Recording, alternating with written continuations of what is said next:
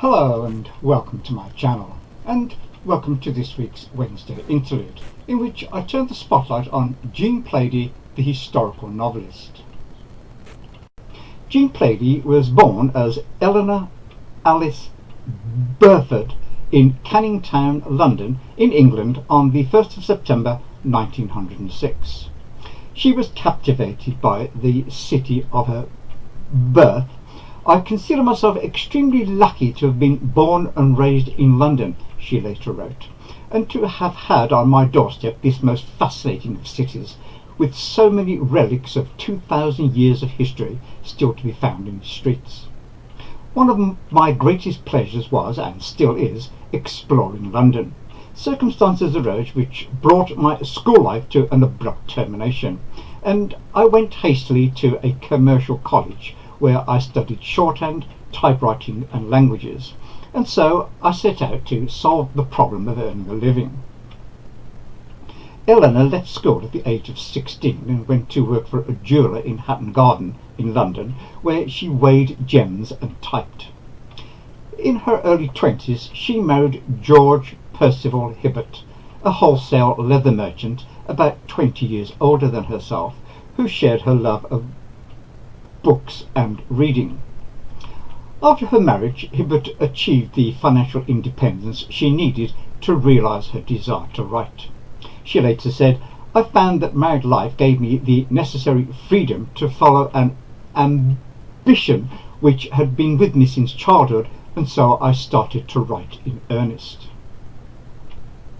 At first, Eleanor tried to emulate her literary heroes, the Brontes, George Eliot, Charles Dickens, Victor Hugo and Leo Tolstoy, and during the 1930s she completed 9 long novels, all of them serious psychological studies of contemporary life. However, none of these were accepted for publication.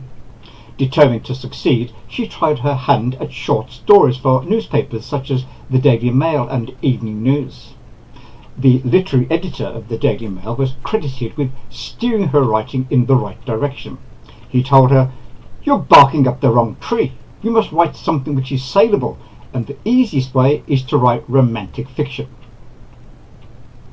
She published her first novel in 1941 under the name of Eleanor Burford, her maiden name, which she used for her contemporary novels. By 1961 she had published 32 novels under this name.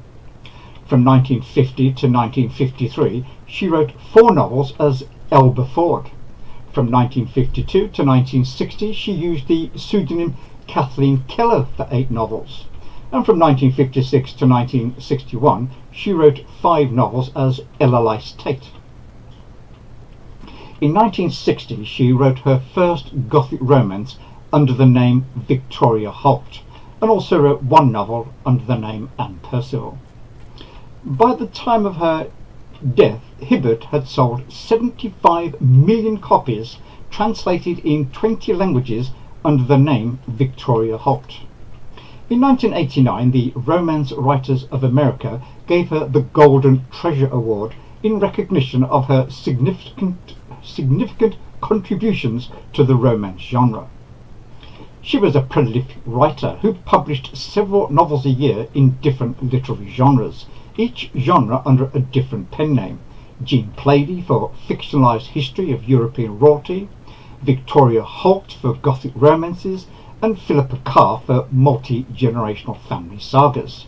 She created this, her last pseudonym, in 1972. She sold more than 3 million novels under the name Philippa Carr. Hibbert was a literary split personality. She also wrote light romances, crime novels, murder mysteries and thrillers under her various pseudonyms of Eleanor Burford, Elba Ford, Kathleen Keller, Anne Percival and Eleanor Tate. But it is as Jean Plaidy that she became known as one of the preeminent authors of historical fiction for most of the 20th century, having sold more than 14 million copies worldwide by the time of her death. Jean Plaidy combined imagination with history to bring the past alive through novels of fiction and romance. Her historical novels are full-blooded, dramatic and exciting. The dialogue is believable and the actions of her characters are credible. She never once strikes a false note. She was acclaimed during her lifetime by critics and historians alike for her accuracy, and appreciated by both readers and critics for the quality of her writing and her attention to historical detail, all of which is enlivened by an informed imagination. By the time of her death, Hibbert had written under her 8 pseudonyms more than 200 books that worldwide sold more than 100 million copies in 20 languages. Jean Plaidy proved very popular in the United Kingdom, selling large quantities in paperback, while Victoria Holt was a bestseller in the United States. I own 42 books by Jean Plaidy, of which she wrote 91, and 1 book by Victoria Holt, of which she wrote 32. I particularly like the Plantagenet series, the Tudor series, and the Victorian series by Jean Plaidy. Hibbert attributed her large output to her regular working habits. She described herself as a compulsive writer and would write all 7 days in the week. She wrote every morning using a typewriter, usually completing 5,000 words by lunchtime. Writing stimulated her. She devoted 5 hours every day to her writing, in addition to the time that it took her to proofread her draft and conduct research. In later life, to get away from the cold English winter, Hibbert took a world cruise every year, sailing around the world for 3 months from January to April. Eleanor Hibbert, aka Jean Plaidy, died on the 18th of January 1993, aged 86, on the cruise ship Sea Princess, somewhere between Athens, Greece and Port Said, Egypt, and was buried at sea. In this brief introduction, I could only hit some of the highlights, but if you'd like to discover more about Jean Plaidy's life and work, I refer you to a website about her. The link is in the show notes below.